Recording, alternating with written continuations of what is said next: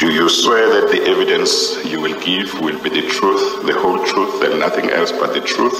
If so, please raise your right hand and say, "So help me God." So help me God. We must now decide as the ANC that we are now going to take the issue of corruption seriously. The renewal process that we've been involved in, that we are involved in now, also talks to this. We've realized that corruption actually militates against the interests of our people.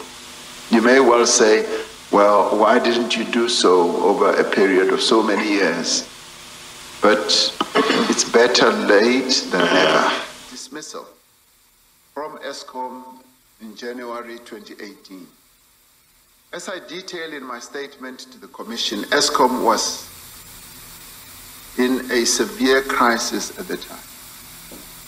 Its domestic and international lenders were threatening to call on their loans, that is, repayment, in part because of concerns about Eskom's leadership and its reaction to allegations of corruption. An urgent meeting was held at the President's official residence on the 19th of January 2018, attended by President Zuma, Ministers Brown and Gigaba, and myself. The meeting resolved that urgent action was necessary to avert a national disaster and to restore Eskom's credibility and to instill confidence in Eskom. This would require changes to Eskom's board and its leadership. The board would further be directed to remove all Eskom executives facing allegations of corruption and other acts of impropriety, including Mr. Koko.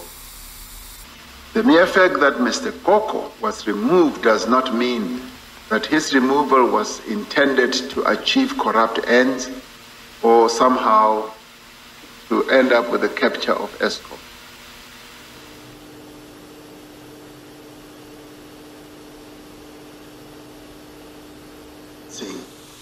But one of the things I then did when I saw President Zuma was to say, let us appoint Brian Molefe as the CEO of Eskom, close the war room.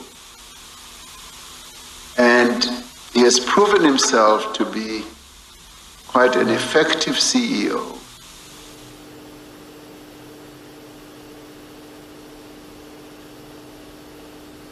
And when I made the suggestion, I had no clue, no even awareness of all these issues that Mr. Sileka is talking about.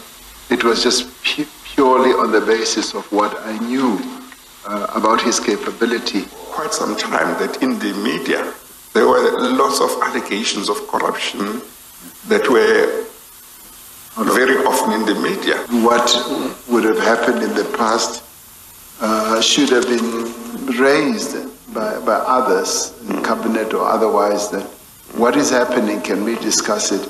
But now it is something that would happen as a matter of course, because we have a much more integrated way of working, as I said in my initial evidence. We were there when no other newspaper dared print on a Sunday, when the war to end all wars was declared, when one of our own reached for the stars, and when small acts of defiance opened the world's eyes. We were there when a heart got a second chance at beating, when a great rivalry ignited, and when a country rose out of the depths of division to unite. Because for 115 years, we've been bringing you the right now. Sunday Times, the paper for the people.